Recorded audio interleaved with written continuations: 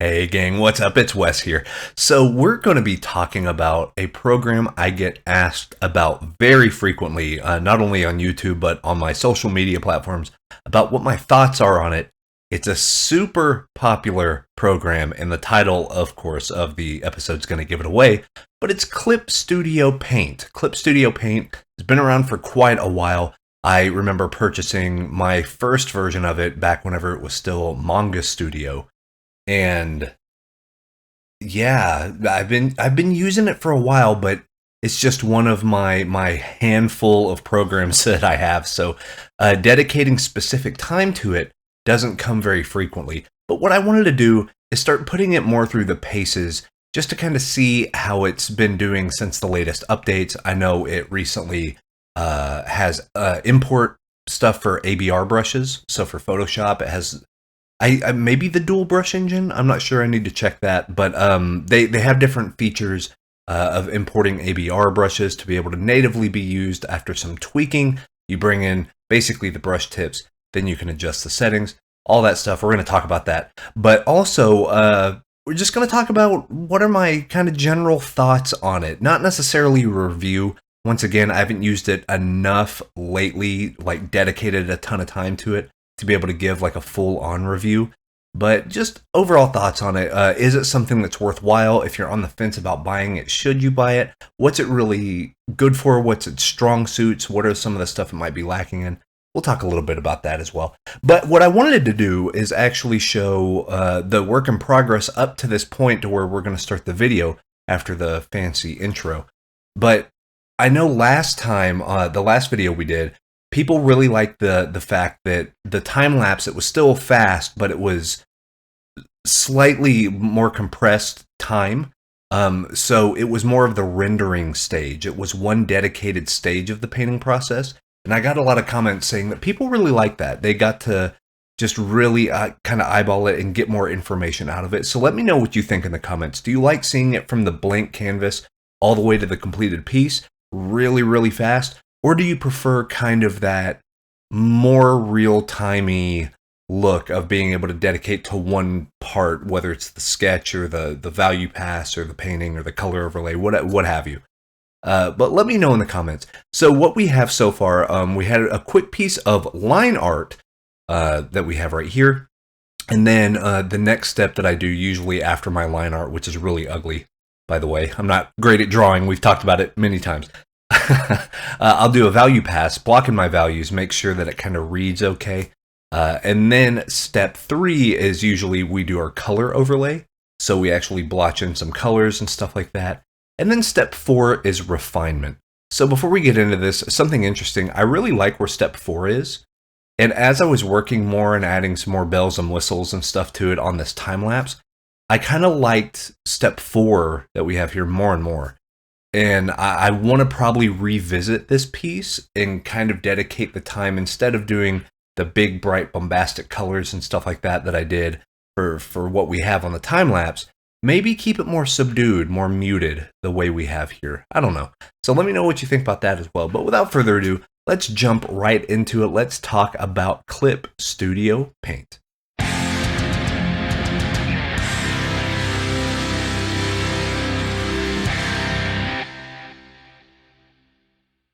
Alright, so Clip Studio Paint. Yeah, this is one that's been requested quite a bit on the channel. And before we get too far into just my overall thoughts and some of my favorite features and things like that, I do want to say I highly, highly, highly recommend picking up Ray Friendens' Clip Studio Brush Pack. If you've been around social media or saw maybe some other artists that use Clip Studio, they've probably recommended this brush pack as well. It's only $14.99, and it comes with over 800 brushes, and Ray is a beast. I've had the pleasure of knowing him for over a decade, and the dude's the real deal. He's worked for Nickelodeon and has done, worked with tons of big, high-profile people. Amazing illustrator as well. So he knows kind of what he wants out of brushes and Clip Studio in general. And the reason why I recommend the brushes is you could think, well, if it's just a brush pack, 800's a lot of brushes, there's probably just too many to even look at all of them. Why would I need it? And I would agree with you. However, I think that Ray's brush pack is great for two main reasons. Number one, really it's the only brush pack you ever need to buy for it. It has genuinely, if you want a look with your digital art, whether it's smooth stuff or the chunky brushwork or like dry markers or things like that, he's literally got it covered. And but so that, you know, it does a lot, but also it really shows how flexible and how much you can kind of ebb and flow with the brush engine. And that's something that I never really gave Clip Studio enough credit for, because you know me, I like the kind of Art Rage, Rebel, thick paintbrush. And Clip Studio out of the box doesn't do that super well, like the Impasto where you see paint texture and stuff. Now you can do overlay effects and, you know, grab a canvas texture online and like do an overlay layer and like, so you can make it work. But it didn't really have the built-in stuff. But after using some of Ray's brushes, some of these are great, man. And like I've always had his brush pack right when he first launched it, back whenever it only had like 400 brushes. And he's just kept adding to it over the years. And I mean, I promise I'm not like shilling for it, or I guess I am shilling for it, but I'm not getting money from it. I just really like Ray's brush pack kind of opened up the possibilities for Clip Studio for me. And something that I've been trying is doing some more round brush exercises. So something that doesn't have to do with texture brushes, something like that. Just use the basic quote unquote hard round brush to see what we can do and see what we come up with. And I use Ray's, he calls them Photoshop brushes, but faux is F-A-U-X, like fake, like phony fake mimicking of Photoshop. But what's great about that particular set of brushes, and then like I think Holly, Concept Craig, God, there's so many of them. He has some Impasto brushes in there. I mean, there's hundreds and hundreds, and some of the names are hilarious. But what's great about each one of those is each subcategory has like 5 or 6 different versions of the brush. So, for instance, you can have one that's fully opaque, and then you can have one that is more like kind of a wet mixer, and then just a basic blending brush, and then a dry version of the brush. And you know, this, yeah, it's talking about some of the features of his brush pack, but this just goes to show how much flexibility you can have within what, no matter your brushes. So let's say you brought in your custom set of like Photoshop brushes, or you bought another ABR set, whether it's mine or somebody else's, another one of your favorite artists, they make a brush pack and you want to bring it into Clip Studio. Well, Clip Studio allows you to do that now. Beforehand, it didn't. It was a very separate entity. It didn't really do ABR support very well. Now, I will say, from what I've seen, the ABR support is still limited, simply because Adobe's brush engine is distinct and different, and they have some stuff under patents and some weird behind the scenes things. So it's not one of those things to where you get an ABR brush pack and just kind of, I'm just going to open it up and import, and they're going to work exactly the same as they do in Photoshop. That's not the case. You'll have to go in, you'll have to tweak some sliders, you'll have to like mimic some stuff, put things like pin pressure in there and tilt functionality, and really kind of hone in on those. And normally that's what I do. If I get a new brush, or if I get a new program and it allows importing of brushes, I usually import my brush pack, like either my 2021 brush pack, or I'm working on a 2022 one that should be out by the end of the year of 2021 to go into the new year. Usually I'll bring them in because I know those brushes really well and I know how they're supposed to feel, and I try to manipulate them that way. But with Ray's brush pack, I didn't do that. I didn't have to bring in my own brushes. Like, his brushes literally do everything I would ever need. So that's a handy part about that, and he adds to it all the time. And I mean, I promise I'm not just shilling for his brush pack. I just think it's, I so highly recommend you get them that I would say, if you're budgeting to buy Clip Studio Paint, also budget the extra $15 to get his brush pack. It's well worth it. I think you're just going to enjoy yourself a little more doing that. So One of the other big things that is just kind of a powerhouse feature in Clip Studio that I am blown away with is the 3D model stuff. You can bring in, they have their own little 3D posable figure engine thing, and you can set up camera angles and basic lighting and things like that. And it's kind of mind-blowing that you can do that within Clip Studio. I haven't used it yet. I mean, I've used it in regards to I've imported something and I played around with it and posed it and was like, oh, hey, this is pretty cool. But I've never used it kind of to go forward with a piece. But I think I will, because it's a great way to get a dynamic pose. Also, you can kind of combine that with the perspective grids to lock in perspective. And you can make, I mean, primarily this, Clip Studio used to be called Manga Studio, and it's really for making online comics. That's where its strength lies. But you have a lot of good grids and perspective rulers and this 3D stuff that you can go in. And I mean, hell, feel free to bring in a 3D model if it's a weird pose and you need a weird pose. Pose it in that model and trace it. That's what it's for, man. I could do a whole episode about the stigma on tracing if you guys want to hear me rant for 35 minutes about it. How it gets a bad rap, let me know, and I will gladly make that episode. But what an amazing feature, and that just comes built in. Now I will say I am using the desktop version. I'm on Windows 10. That's the version. It's a one-time purchase. You buy it and it's yours. On mobile devices like the iPad, and I think on I have an Android, the Note 10 Plus that has the pen and stuff with it.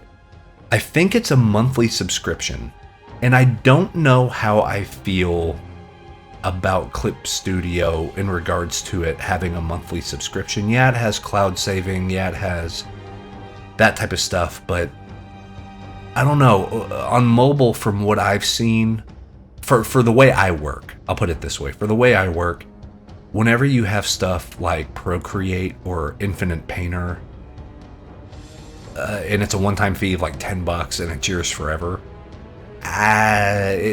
subscription model is kind of a harder sell for me. Now, I have literally no experience with the mobile version of Clip Studio. So somebody in the comments, if you use it regularly and if you feel like it's worth a price, let us know. I don't really know what the feature set is on that, but I just know that, hey, I like one and done. I like being able to purchase a thing and then I get to keep it and I keep getting updates for it until it goes out of style or a new version comes out, or you know what I mean. I just like that better. It's easier for me to budget that way because I can just save up, purchase a thing one time, and you're good to go. And I think Clip Studio on desktop is perfect. I mean, I think standard price is $50. Yeah, that's a hell of a deal. I mean, you get that 3D stuff. You even get, I want to say you get some cloud storage built into that once you kind of make the pro license or whatever. How much is it? 10 gigs or something? I need to load it up on my end. But yeah, you have it in there. You just sign in, make the account, and then it's all available there. Very, very cool. The brushes feel good. There's a feature on this that you can actually get as a feature in a lot of different art programs now, but Clip Studio has the best version of it, and it's the stabilizer. So we all know I'm not the world's best drawer. I can't really, I mean, I use drawing more as a way to map in placement of shapes.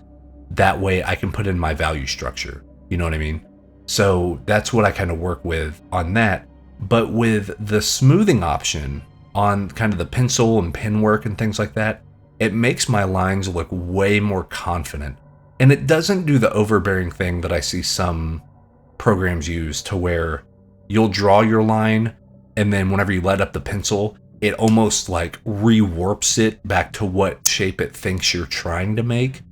You know what I mean? Really what Clip Studio does, you can adjust the smoothing. So at max smoothing, it probably will do that. But if you only get that to a 1 or a 2 tick, it's going to keep your shape but then it's just gonna like do some anti-aliasing and some nice smoothing around the edge to maybe give you a little bit of thick and thin. It doesn't really change the gesture of what you did. It more so emphasizes it and like renders it, I guess, is a good term for it, which is a really interesting take because, you know, I'm not the world's best drawer, but I want the line to be where I put it. Does that make sense? Because sometimes on these like, oh, snapping and smoothing and things like that, you get really weird effects that I don't really like because it's like, oh, you thought you wanted to draw a shape like this, but you really wanted it to boom, and then it snaps it into a weird position. This really does feel like it's still my line that I'm making, but it's just emphasizing it a little bit. It's just like putting that little bit of polish on there. And I can appreciate that. It's actually more fun to draw in Clip Studio Paint because of that. I feel like it's more fun that my whatever vision is in my head about sketching can actually come out a little cleaner and a little better with less effort. So it does that beautiful thing of really enhancing your art instead of dictating it, I guess. Because a lot of times I always hate when I have to fight against a program. My favorite art programs are the ones that I can turn on. I got my tried and true setup. I got my tried and true brushes, a few settings here and there. And then I can just get to work. I can focus on the task at hand instead of, well, now let me make the new layer and let me merge that layer and let me go over here and do a color overlay and then let me make sure that that multiply layer is set to 20%. Maybe like whenever you start getting into that stuff, you're not creating anymore, in my opinion. You're more like problem solving and trying to solve a chess puzzle. But Clip Studio, from what I've used so far, it just kind of works. It lets you get in there and kind of get going. Now those features are there. You can do your curve and level balances, and you can do your tone mapping and gradient maps and, hell, 3D models. And I mean, there's a lot to this thing. So that's why I don't feel quite comfortable reviewing it, even though this might be kind of a partial review. I haven't used nearly enough of the program to be able to give a full comprehensive review. But just know, for opening the thing up and painting and like putting some lines down, nothing's really getting in the way of me doing that. I don't feel like I'm encumbered or over encumbered with too many options and weird settings. Now there are a few learning curve things that I found. So something that I'll do a lot, and if you've taken any of my classes or like got a tutorial or whatever, you've probably seen me do this. What I'll do is I'll work for a little bit on a layer. Then I'll, make a layer on top of that and do some other thing like line art or smudges or something, or the color overlay. And then whenever I get to a place to where I like what I see, I copy all of the visible layers and then make a new merged layer of what I see and kind of work on top of that. So I kind of I layer up in like 3 or 4 layers. Then whenever I'm at a good point, I basically compress all my layers down to one layer as a merged layer, and then I work on top of that. So I keep simplifying it. It keeps expanding and then pressing it down, expanding and pressing it down. So normally in like Photoshop or other things, what I'll do is I'll select all, then I'll copy merged, and then I'll paste on new layer. Like that's the order of operations. But with Clip Studio, there's actually just a thing that it's a one button click. It's called something like merge all viewable layers into new layer or something. It's under the same edit deal. So if you go down there, so you don't have to go through the extra steps of selecting all and making sure you just hit the one button, merge all visible into new layer. It's great. So they know what features are being used. You know what I mean? And they'll make hotkeys for it. Now in Photoshop, you can make an action for that and just hit like F12 or F9 and have that happen. But it's cool that just built in, they have it. It took me a while. I was like, wait, where's the select all? Where's the copy merged button? I don't see it. But then you just scroll down a little bit and you're like, oh, wait, I could just do the whole thing in one click. That's cool. And there's a lot of that type of thing. Like I like the tone mapping feature. Basically, your color control, you can do color balance, which is where you control your shadows, your midtones, and your highlights in regards to RGB. Is it more red? Is it more green? Do you use yellow or blue? Like, you can slide that stuff around to really give some cool tweaks to art that you already have.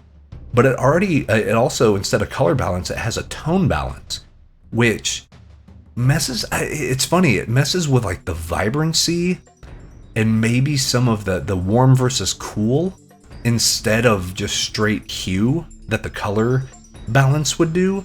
You're working more on kind of a curved level thing about your warms and cools. And I really appreciate that. I think that's really cool because you can get some nuance very easily and kind of refresh that image. And that's kind of what I did here on this painting is I had it going on, and then, I wanted to put in some crazy highlights and some weird out of this world oranges and stuff like that, but it never quite connected.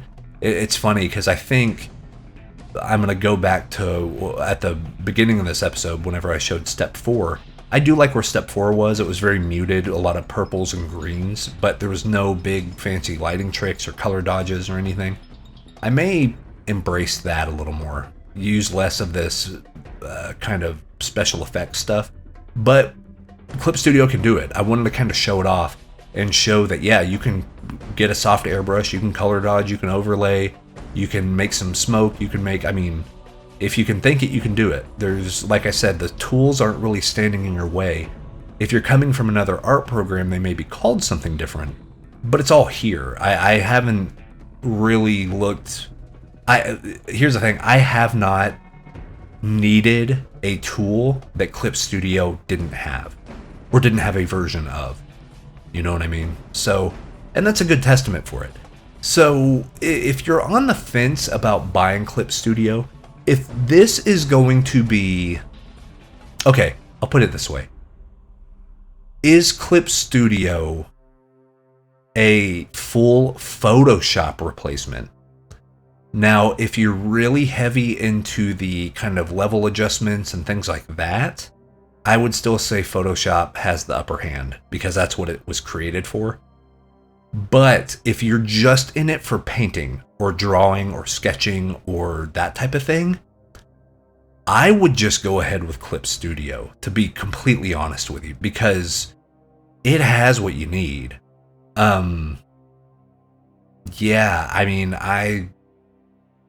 I would say that, in just a pure drawing painting thing, I have a more pleasant experience opening up Clip Studio than I do Photoshop.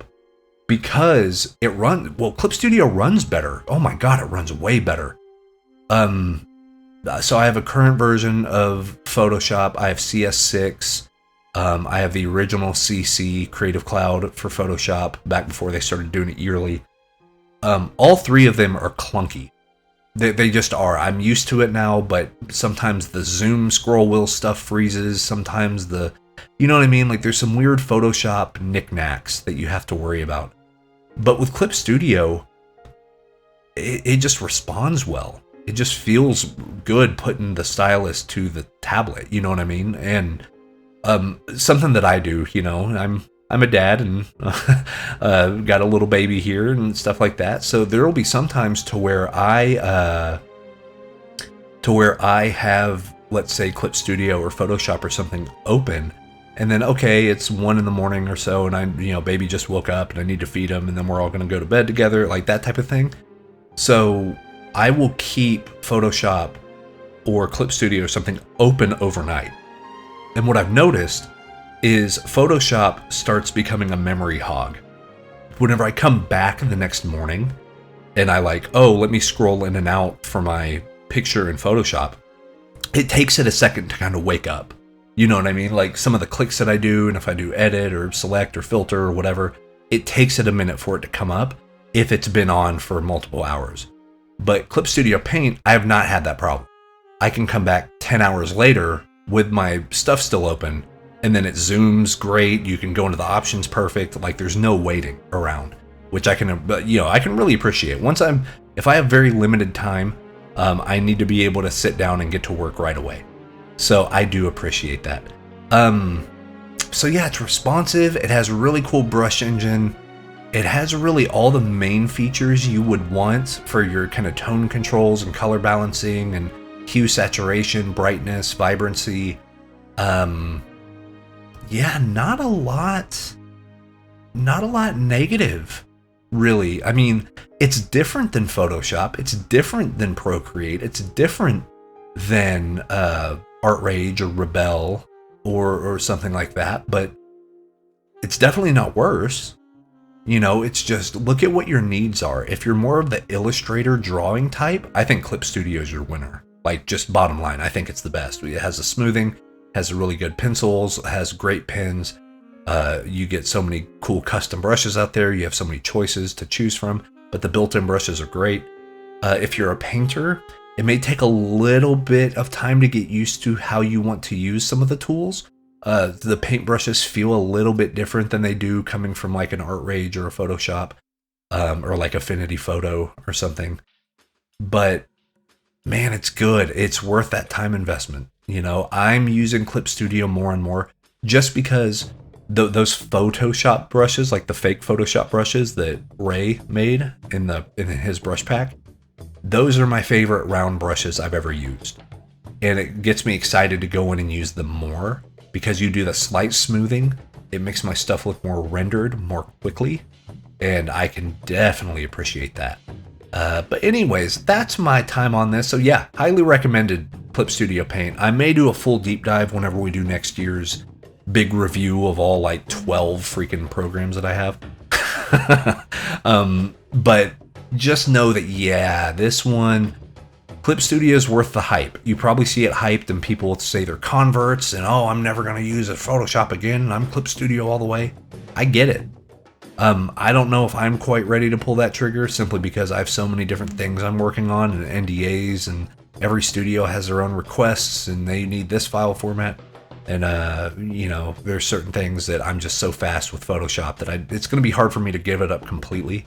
But as far as just, you know, getting in there and drawing and, you know, using the tools they give you and making some cool art, you can't go wrong with Clip Studio Paint. But that's my time. Let me know what you think in the comments. Do you like Clip Studio Paint? What are your favorite features? And if somebody is kind of hesitant to take the leap, let's say they're using Photoshop and they want to get rid of the Creative Cloud stuff, they don't want to subscribe to anything, they just want a one and done, would you recommend Clip Studio to them? Tell us your stories about your Clip Studio experiences. I'd love to hear them. And just know that they're going to help other artists that are going to be watching this video and maybe wondering if they should take the plunge. It does go on sale quite a bit for 50% off. I know, I think a sale just wrapped up a few days ago. So getting it at 25 bucks, that's thievery that you're doing. 25 bucks for all this, unbelievable. 50 bucks is still a bargain. For everything that you get, it's super, super worth it. But that's my time. Let me know what you think in the comments, and we will see you all again very, very soon. Peace.